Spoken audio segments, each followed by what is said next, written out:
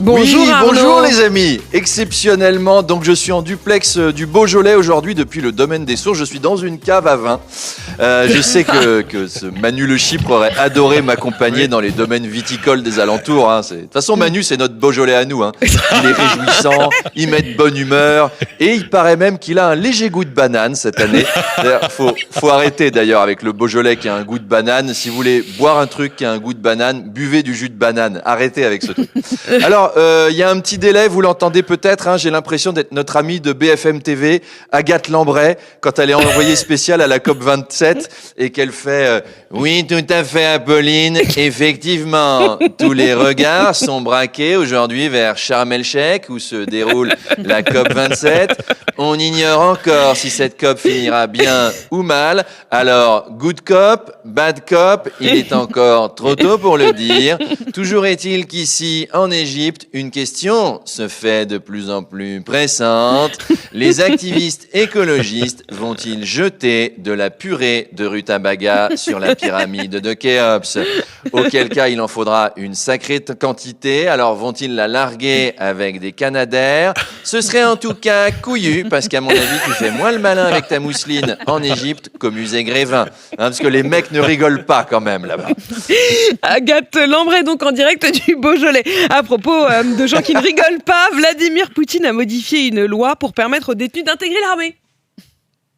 Oui, Apolline, effectivement. Alors, Apolline, vous visualisez ce que c'est un criminel russe, hein? Vous les voyez, les mecs qui sont torse nu dans la neige et qui sniffent de la colle à rustine à côté des restes du chien qu'ils viennent de manger. Bah, c'est ceux-là. Voilà, l'ambiance dans les casernes russes, ça va être super sympa. Imagine, t'es un jeune russe de 18 ans, on t'a mobilisé de force, tu sais pas te battre, t'as jamais quitté ta mère, et là, tes deux voisins de lit,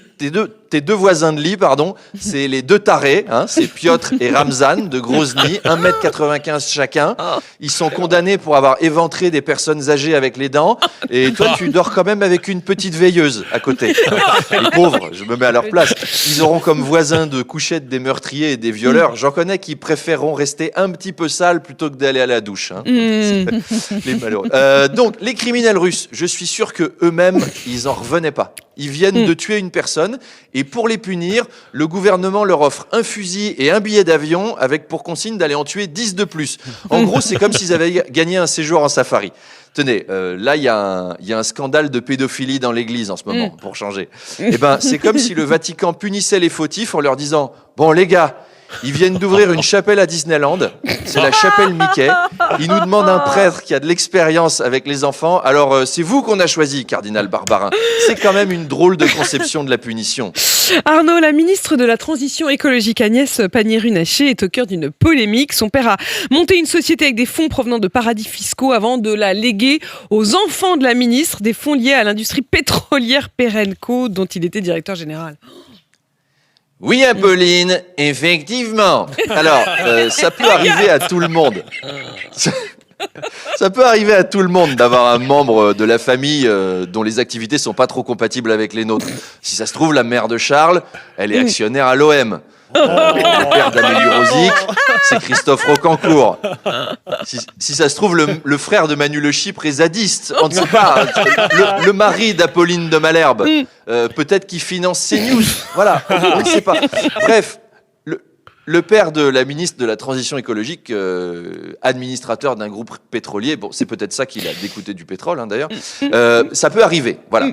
Pareil, qu'il ait créé une société avec 1,2 million dedans et qu'il la file aux 3 enfants mineurs de la ministre, ça peut arriver. Puis on a tous un grand-père qui a essayé de nous refiler 300 000 balles en douce dans une société alimentée par des fonds de pension. Non, vous en avez pas, vous? Ouais, vous avez pas de chance, parce que c'est quand même assez cool. Non, mais franchement, tes enfants ados sont déjà dans un conseil d'administration et on vient te le reprocher. Je trouve qu'on n'aime pas la réussite dans ce pays. Moi, je veux croire à la bonne foi d'Agnès Pannier-Runacher. Si ça se trouve, elle était même pas au courant, hein.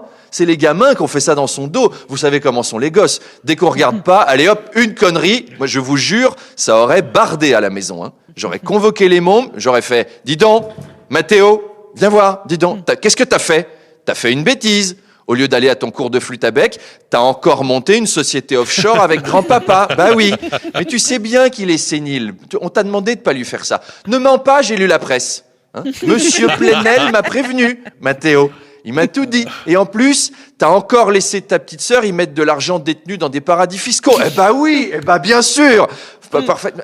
Ton petit frère, tu sais très bien qu'il doit travailler son piano. C'est pas le moment de lui faire monter des sociétés écrans au Delaware. Alors non. Les larmes de crocodile, ça suffit. Hein. Ça marche pas avec moi. Et finis ta purée, s'il te plaît. Je veux pas qu'on retrouve ta purée tartinée sur les murs du ministère de l'écologie par un militant activiste contre les sociétés pétrolières. Ce gosse va me rendre folle. Donc voilà, surveillez vos gamins. C'est mon petit conseil du jour. Et à demain autour de la table.